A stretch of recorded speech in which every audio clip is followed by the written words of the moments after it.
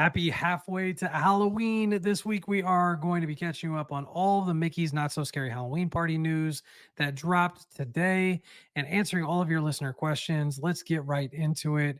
Chip, big news from Walt Disney World today. Everybody's been kind of clamoring for it.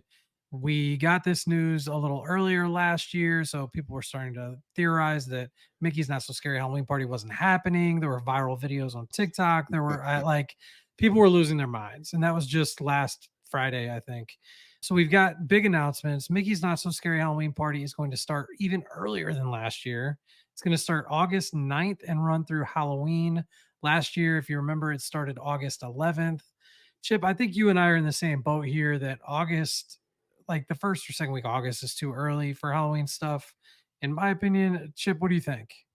Yeah, so I texted you that this morning when I saw the dates and said I thought it was maybe they were pushing it till September. Now my birthday's August 11th, and I think last year was on a Friday. And I think that's with leap year. That's why it fell on the 9th. So just staying true to what it is, that second week of August. But it's still way too early, dude. It's gonna be 110 degrees in Orlando. Like, unless that chocolate's frozen, there's I would hate to be that parent going back and putting it away. Listen, I'll still be happy to go at the beginning of August just because I'll be happy to go at any time. But it's really early for Halloween stuff, and I think it really does kind of draw in kind of crowds for August. It's a little bit of a draw, and the good thing is there's variable pricing with the Mickey's Not So Scary Halloween Party. So prices this year have increased. They're going to be between $119 per person to $199 per person. The prices are going to increase as they get closer to Halloween. That first party is probably going to be a little on the expensive side just because of all the bloggers, influencers, and everybody else. It's always going to sell out and it'll probably sell out pretty quickly. For DVC and annual pass holders, keep in mind you're going to be able to get $10 off those tickets, but only if you are going in August or September. You cannot get a discount on any of the party tickets in October, which to me was a little bit of a surprise, but nevertheless, we march on. I was gonna say, do you remember a couple years ago they sold the pass to locals that they could go to? It might have been like 300 bucks or whatever, but you can go to any Halloween party as long as it wasn't sold out. Remember that? Yeah, I do remember that, and they always kind of do interesting things for Florida locals, and we're not them, so I don't get too caught up in it. But I think that kind of thing would be neat to be able to have like a pass to come to multiple parties or something of that nature, especially It's- for people that go down frequently. yeah, and It would be remember, nice. I think Holly had that for our friend Holly that we had on the show. She had that for Halloween Horror Nights. So Yeah, and pretty I cool just thing. talked to Holly. Speaking of Holly Carter, one of our friends over at the Magic for Less Travel, she's going to be coming back on to talk about all of Universal's new updates. So we're going to have her back on in a couple of weeks. I'm really looking forward to that. And I'm sure she'll be able to fill us in on the rumors of Halloween Horror Nights and that kind of fun stuff too. But sticking with Mickey's Not So Scary Halloween Party, there were a couple other new things that were announced. Nothing major, right? There's not any major changes Uh, coming.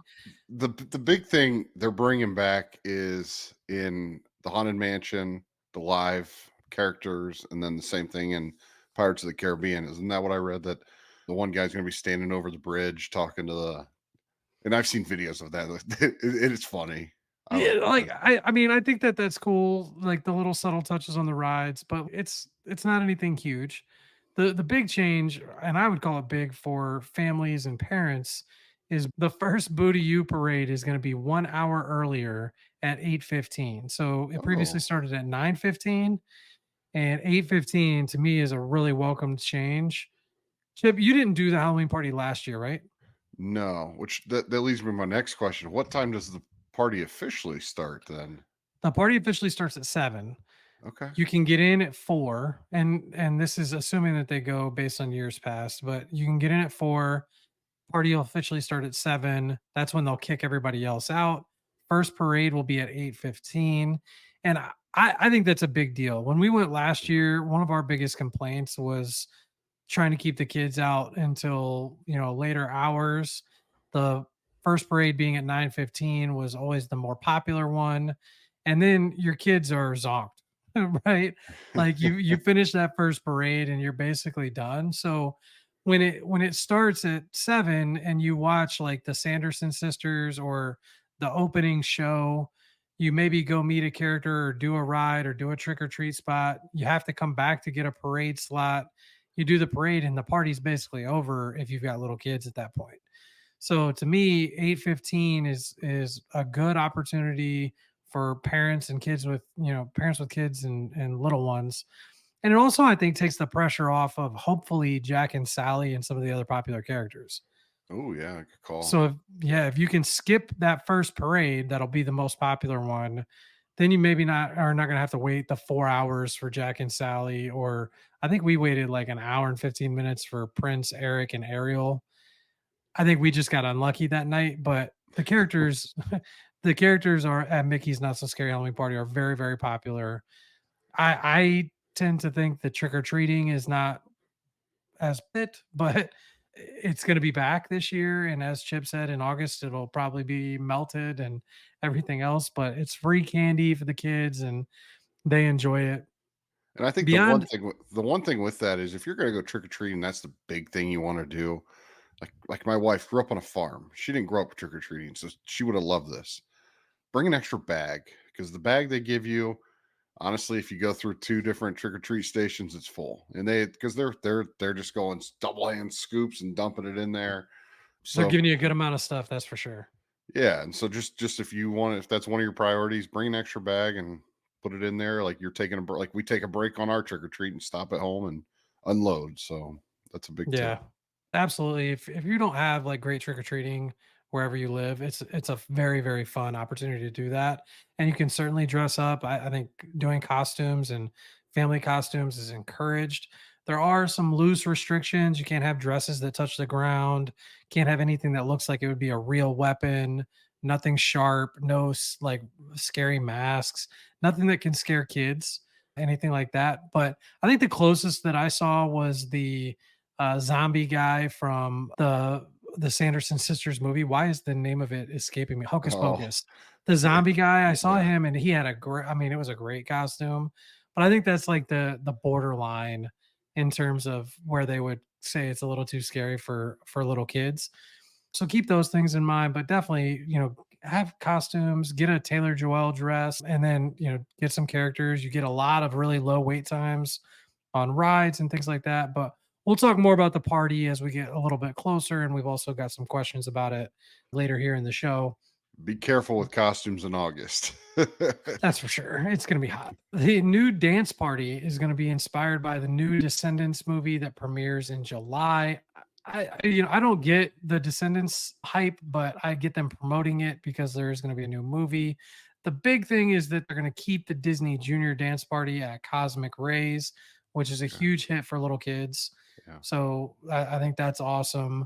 Chip, have your kids ever watched any of the Descendants movies? Yeah, so my oldest Kenzie, she's 9, 10. She's kind of hitting that age where Okay. she loves Bluey, but she likes watching The Descendants, and we've seen them all. So I think my she's at kids are that age. just too young, is what it comes Yeah, down it's to. that preteen type of.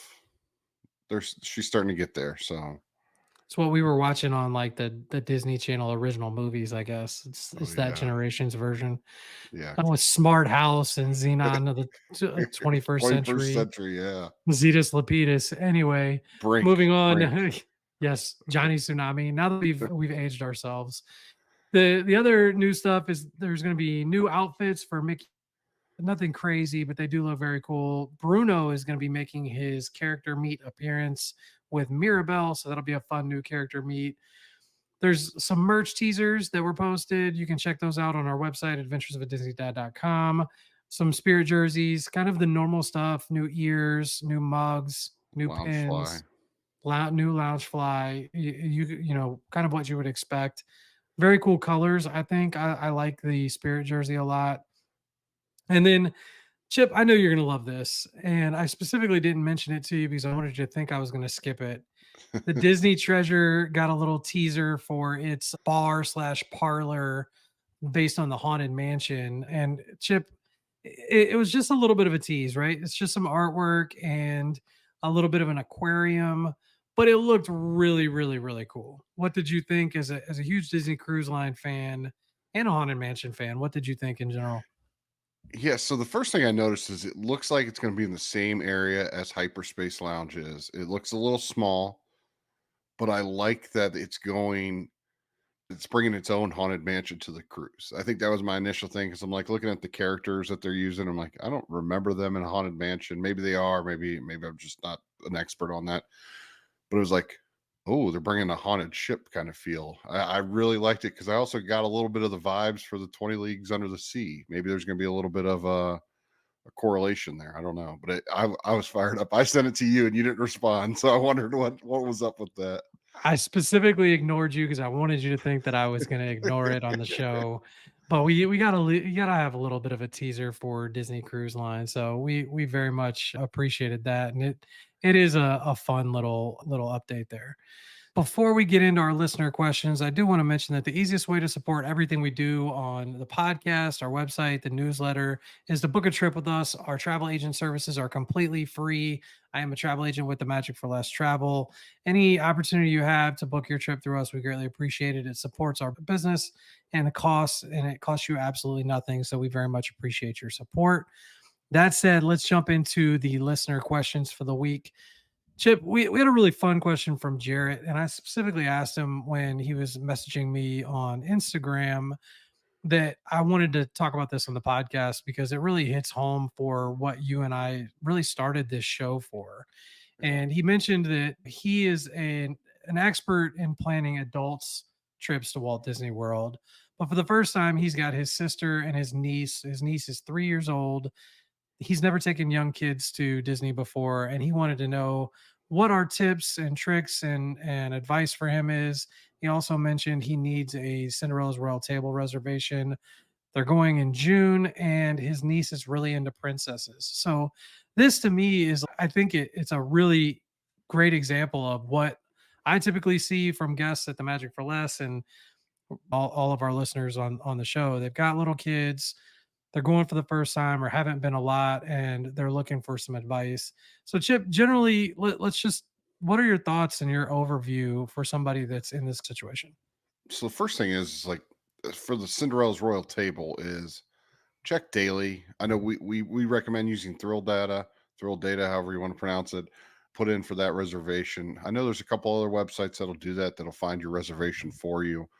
I had really good luck booking my ADRs a couple weeks ago. I texted you that, and I found stuff. I found Cinderella's Royal Table a couple days later too. If I wanted it, I chose not to, but it'll probably pop up. Just be checking your app or put a Thrill Data notification on. That's probably the biggest thing if that's what you want to do. But if you can't do it, we're going to Akershus for breakfast. My wife's like, if we're not going to go to Royal Cinderella's Royal Table, let's go to Akershus for my daughters, and we're going to go do breakfast there. Just because the dinner menu, the Norwegian, isn't probably up our alley, but breakfast is it's hard to screw up a good breakfast. Yeah, I would really recommend 1900 Park Fair if you got someone that's into princesses. It's a good opportunity. It's been harder to find. I've been looking like for solo in late June to go there, and I can't find anything. So it's definitely not easy. But the other thing I'll tell you is, and I tell this to people all the time, is to split up your party. So if you've got six looking for reservations of 4 and 2 that start around the same time, looking for reservations of 3 and 3 start around the same time. Another option is if you've got six, booking a reservation for five if that's available, booking a reservation for seven if that's available. And the reason being, when you get there, they're usually flexible within one person or flexible within one infant or child. So if you can get a reservation for five and you've got six or you've got somebody that adds on, you're usually going to be okay. So I would grab any of those that you can find. But usually if you've got those bigger parties, splitting it is solves the problem. And And Chip, I I'll, know you experience that all the time. yeah, so we're a family of seven naturally, but my mom and stepdad are going with us. So we're a party of nine this trip. There were very few restaurants that had party of nines right at opening. Like Homecoming had it. I'm trying to think, but maybe Boma. But like the majority of my reservations are five and four. And my wife and I talked and said, hey, our older kids will go sit with my mom and stepdad if they need to, or we'll try and get nine. So We've already And a talked lot of through times that. they'll put the tables together. Like, when you Yeah, or get there and close you say, together, yeah. "Yeah, we're actually a group," they'll squeeze them together or they'll put you right next to each other. It all works out. If I have guests that I'm booking dining for and the party is more than 4, even at that point, I'm usually looking for the popular stuff to split it up right away Yeah, because there's just not as much availability, especially beyond 5. It's just a lot harder because there's not as much, table space and things like that to accommodate it. So it just works out that way sometimes. And definitely when it comes to the dining reservation notifications, use Thrill Data. There are other websites, as Chip pointed out, but you should not spend money on no. dining notifications. Thrill Data does it for free, so use them, and they get it to you just as quickly via email. Another tip is make sure you stay on the child's schedule. If they take a nap in the afternoon, go take a nap and take a break. That's the big thing. Or if they're a multi-nap day, try and stay as close to their schedule because that's where you'll have your most success. And I think the other thing that you'll be surprised with is how much they enjoy rides. Oh yeah. With a 3-year-old, I think you go into it thinking that they're not gonna be able to ride much or that may be scared or not interested. At 3, my kids were ready to ride pretty much everything, and I know that that's your mileage may vary kinda thing, but you've got most stuff at Walt Disney World, they're gonna be able to ride because they're designed for little kids like that. So, especially in places like Magic Kingdom, they're gonna be able to ride most everything other than, Tron and what, Big Thunder Mountain. Big Thunder Mountain, they'll be close. My son rode Big Thunder Mountain at I think 3. you're probably more likely to get on Big Thunder than you might be on Seven Dwarfs. I think Seven Dwarfs, well, they might be both 40 inches. Mhm. 40 or 38 inches is kind of that line. I think Tron's the only one that's questionable over there. Yeah, I think they're gonna be able to ride most, so you'll be surprised on that front, and I think they'll really enjoy it. A big piece of advice that I would give is to make sure you do the order of the rides appropriately.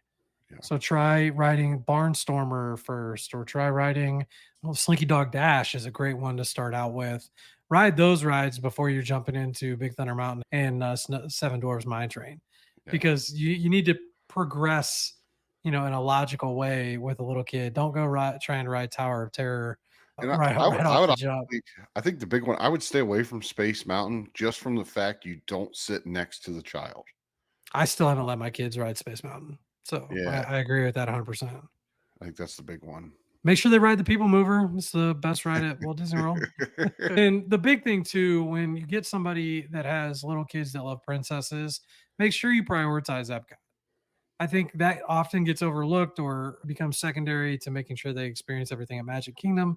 But if they love princesses, they're only going to meet what, 3 at Magic Kingdom, assuming you don't consider Mirabelle a princess, right? They're going to get Oh, Elena of Avalor, Tiana, Rapunzel, and Cinderella. So 4. Elena of Avalor is the other one that I always forget's a princess. So you yeah. get 4. Sometimes you can get Snow White, but if you go over to Epcot, you're gonna get all, like, basically all of them. You get Yeah. Jasmine, Snow White, Aurora, Elsa and Anna, the Asha's there now. Alice in Wonderland's over there. Yeah, you'll get, and then there's also Pooh and Figment, Chip's favorite. I do love some There Figment. there's a lot of good characters Joy's in there at there. Epcot. Joy, poor Joy, she never gets any love at Never. Epcot. It's a great I character meet. We had a great time. We did. I had to go up and get a selfie with Joy because there was literally nobody giving her any kind of love. And by June, I mean, assuming they're going after June 10th, Communicore Hall, Mickey and Yeah. Friends character meet is going to be open at Epcot. So there's going to be a ton of characters to be able to do there. And then there's also a lot of fun rides like the Frozen Ever After, Ratatouille. Great options Oh, for and little and kids. don't be and going to the countries like Mulan's in China, Mm. right? Which was weird. We couldn't find Mulan when we were there. I think it was I've seen her there multiple times. I just think we went at like the wrong like half hour or hour or whatever. That was such a weird thing, and that reminds me, as a side note, I had somebody ask me the other day, and I just want to mention this because it's like perfect timing. Somebody asked me the other day, "What's the worst snack I've had at Walt Disney World?" You know where I'm going with this, but what was yours? What is yours? I you know what? I didn't think the pepperoni rolls were anything to write home about. No. They didn't have cheeseburger. I would like the cheeseburger. The pepperoni rolls just were like I mean, it was just average for me. Oh man, that Um, hurts my soul. He's yeah, talking about the pepperoni spring rolls at Magic Kingdom, and oh my gosh, I love them so much. For me, it was hands down the orange chicken in the China Pavilion. We got it when we were there at Epcot with Chris and Chip, and it was the worst piece of food I've ever had at Walt Disney World, yeah. and It's I'm just not the exaggerating. it's the quick service at in China. It's It not was the chicken. awful. The chicken was terrible. Like the sauce was all right. We like the sauce, right? And to that point, they Chris gave us a great tip on this. Tortuga Tavern at Magic Kingdom has chicken tenders tossed in that orange chicken sauce, and that was phenomenal. And it really did like ride home that it was the chicken itself was what was bad. Yeah, But I mean it was terrible. I took like 2 bites of it and just threw the whole thing away. It's like yeah. wasting like $14. The Um, and Tortuga's only open like 11 to 5 or noon to 5, so just be aware of that over in Magic Kingdom across from Pirates. Yep. And so then let's get into some more listener questions. So one of the big ones that came out of today was how early should you book your tickets for Mickey's Not So Scary Halloween Party? And are there any discounts available? We've already touched a little bit on the DVC and annual pass discounts. Don't expect any other discounts Yeah. whatsoever. Chip, how early do you usually buy party tickets? And then I'll The give my moment two the cents. moment I know I'm going, once my Mhm. flights are booked, I mean, because my trip that we're going in June changed a little bit, but our dates were similar. So once I knew my flights were booked, I would go from there, or however you're Capacity at traveling. these Yeah, yeah, capacity at these events is high. Don't expect low crowds at these parties. It doesn't work that way. They sell a lot of tickets and it is going to be crowded. But that said, like you should make sure, especially if you're booking in October or if you're looking at the first Halloween party or anywhere in October, you should make sure that you're booking it right away. Which tickets go yeah, on sale May 8th, the day this episode's going to be coming out. So make sure you're reaching out to me or if you have a different travel agent or if you're doing it yourself, do it right away. Get those tickets locked in. If you don't have a reservation at Walt Disney World, you're not going to be able to purchase tickets until the 15th. So ooh, keep that in mind too, the basic general public. So you can always book your reservation. If you think you're going, it's a $200 completely refundable deposit until 31 days before your vacation. So I've had several emails today of people thinking that they may go in September. And I told them it's like 30% off rooms right now. Like it is, yeah. the September is arguably the cheapest month to go to Walt Disney World, September and August. Great promotions. Book it and put the $200 down right now. And then if you decide you want the Halloween party tickets, get them. But Are if are not, the cancel, are just they cancel the reservation. non-refundable? Are the The tickets party non? tickets are non-refundable. Okay, that's what I thought. Yeah, but you can keep in mind like at least you have that option to book them before the 15th to get the Yeah, tickets if you book a reservation. And if you're going to wait 4 or 5 days from now to make that decision, just cancel the reservation if you decide against it. It's no harm done. You'll get a full refund on the $200 deposit. So keep that in mind too, especially because those like value resort rooms for the September dates where it's like 30% off, those are going to go pretty quickly quickly. once Yeah, people start booking, deciding they're going to do the Halloween party and doing that kind of stuff. So book them as soon as you can is the short answer, but especially the case if you're thinking about going for the dates in October or the first party of the year. Next question was, can you share some tips for first timers attending the Halloween party? What should they absolutely not forget? We'll obviously go into this in a lot more detail once we find out all the fun ins and outs of what's going to be happening at this year's Mickey Not So Scary Halloween party. Right now, we're just at halfway to Halloween. So yeah. we'll talk about this in a little detail. But what are some general thoughts do you have, Chip? I think it's probably. I think the Booty You parade. I think you can't miss it. Just because there's some unique characters, they're dressed up differently.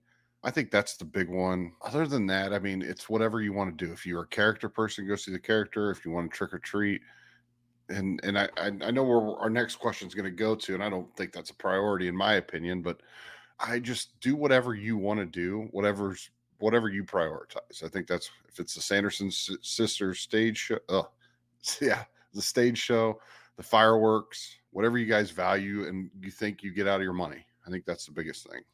Yeah, and it's gonna be different for everybody because, like, for me, my family's not gonna prioritize trick or treating.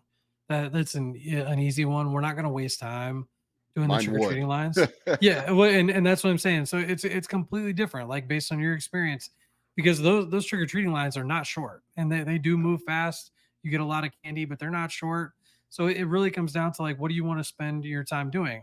I also like with our family because we go to Disney World frequently, we're less likely to ride rides. And I think a lot of people, that if you go to Disney World somewhat often, or if you're going on a longer trip, the rides are going to be there on a different day. Now, the stage show, the Booty parade, Jack and Sally, some of the unique characters that you see, they're not.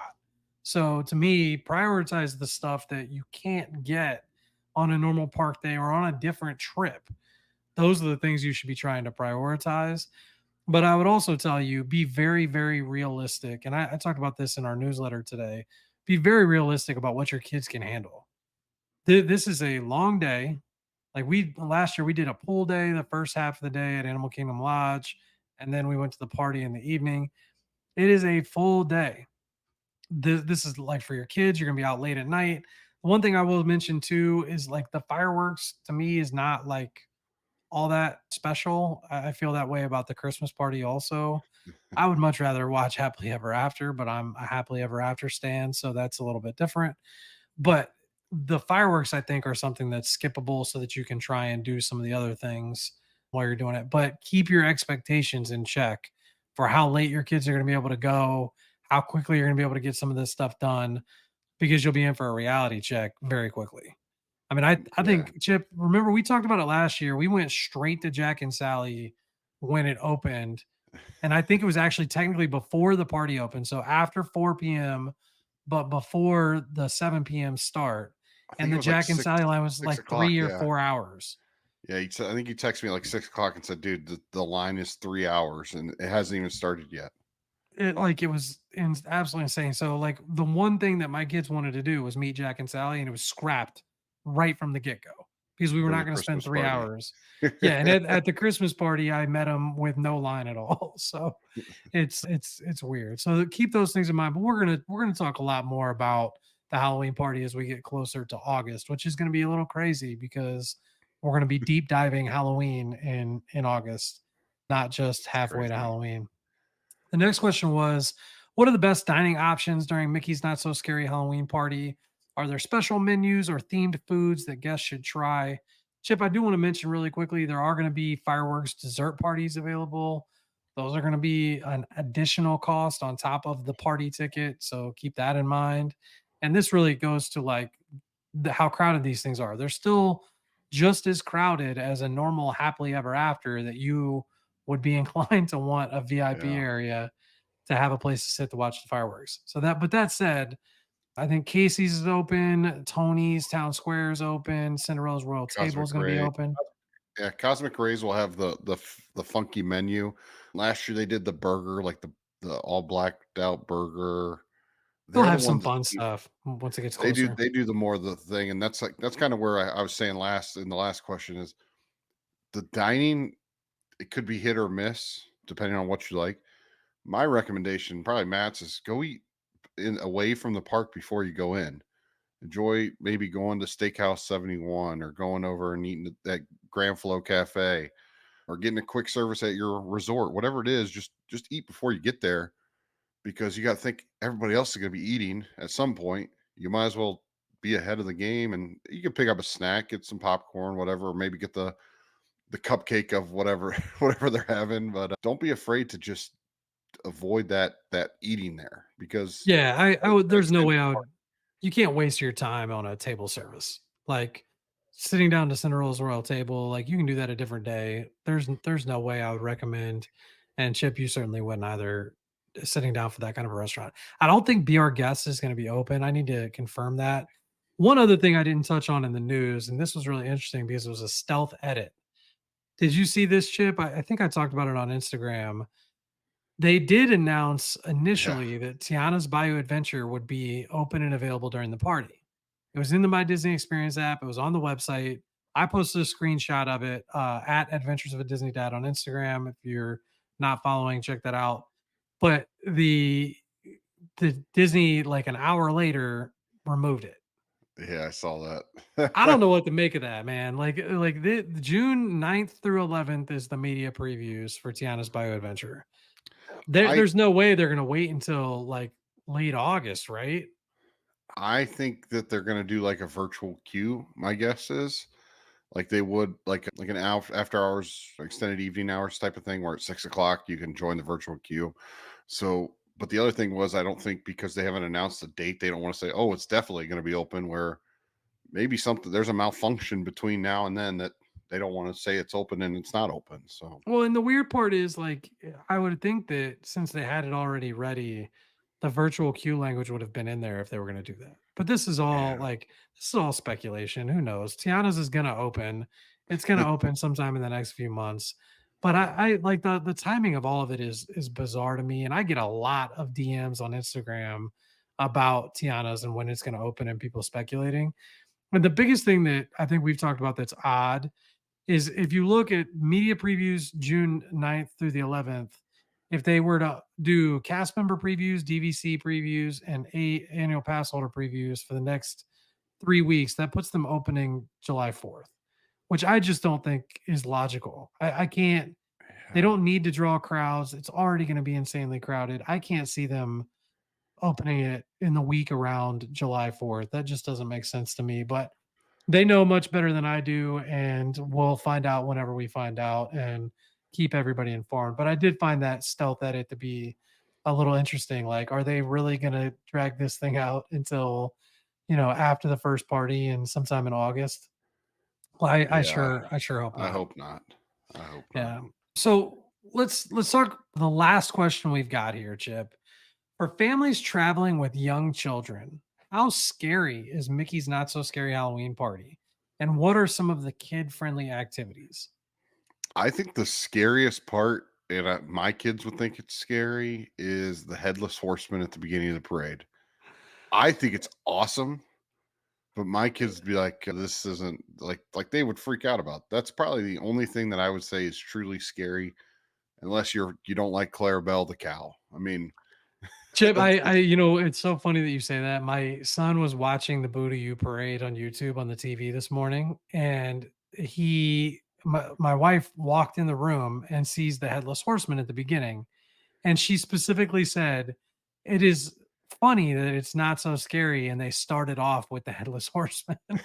Like that is literally, I think, the only scary thing. There's some aspect of like all of it together can make the haunted mansion or some of that stuff to be a little bit, I think. Sanderson sisters. I mean, them. I don't, maybe if that's like the witch part of it. I mean, but I don't think. I mean, other than the headless horseman, I don't think there's anything that I would be like. And I listen. I do not like any of that stuff. I'm not a Halloween person.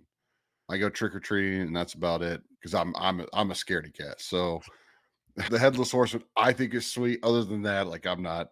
I don't think it's scary at all. And it's your normal Disney villains, right? It's Hades and Scar and Maleficent, Evil Queen, all of those characters, and they say that there's gonna be a lot more of the villain character meet Yeah, and greets. I'm sure the villain from Tiana's is gonna be a factor. He's in the show, but I would imagine he's gonna be what's his part of the name? character meet. I I can always see him. forget. I I always could forget. see him. Yes, but Let's see if I I'm sure remember. he's gonna have a role in the party, and we'll see that whenever that news comes out. But I don't think it's a scary event. It really is not so scary. It's something that's great for kids, and there's a lot of great activities for little kids. The Disney Junior Dance Party's one, all the character meets. Little kids are gonna have a blast. My kids were 5 and 3 and 1 at the time. Absolutely loved it, and they can't wait to go back. So I would highly recommend it. And the last thing, and Chip, we have not gone, so we can't speak for 2024, but there was a lot of hubbub on Twitter about this being like not worth it and it's so expensive, $200 for the party, yada yada yada. Chip, what's your take on whether or not the Halloween party is worth it in terms of cost? For me, the Halloween, we're not a Halloween family. At the end of the day, we're not. So personally, we would go to the Christmas party over the Halloween. But if I'm down there, 100% we're gonna do the Halloween party. It's a once in a lifetime type of ordeal that if you do it once, okay. If you don't ever do it again, that's fine. But your kids are probably gonna enjoy it. Yes, it happens every year, but you don't have to do it every year. I think that's where it comes down to, like, do you find the value in it? Do you like I wouldn't buy a park ticket that day and I would do what you did where you went to the pool in the morning, but then came in at 4 and did rides up for the first 3 hours and then started doing the party. That's just what I would do. If we're talking after hour events altogether, then we're talking a different animal. But the Halloween party, I think it would be worth it if you're down there during that time. And we were asked if after hours events as a whole are worth it, and we'll save that question for a different day because I think each after hours event is a different answer. And the Halloween party in particular, what I find interesting about the Halloween party, and I had a guest this morning ask me about getting a quote in December to be able to go to the Christmas party or a quote in September to be able to go to the Halloween party.